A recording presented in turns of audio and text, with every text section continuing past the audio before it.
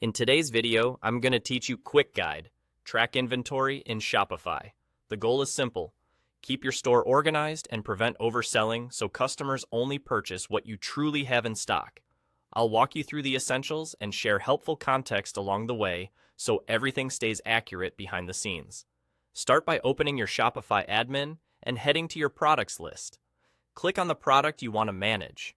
On the product page, scroll down past your pricing details until you reach the inventory section. This area controls how Shopify tracks and displays your stock levels, so it's where the most important inventory choices are made. First, make sure the track quantity box is checked. With this enabled, Shopify automatically subtracts a unit from your stock every time an order is placed and updates inventory across your storefront and connected sales channels.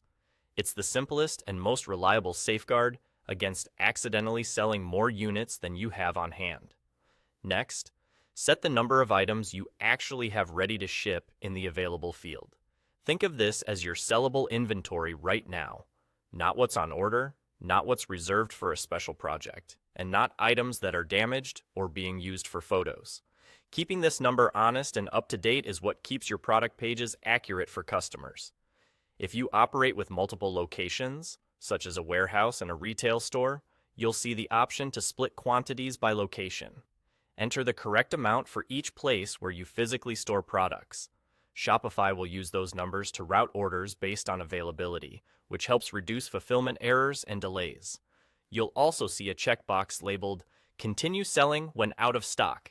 Only turn this on if you can reliably fulfill back orders quickly, like when you have guaranteed replenishment dates or on-demand production. If you're not certain, leave it unchecked so the product automatically switches to sold out when your available quantity hits zero.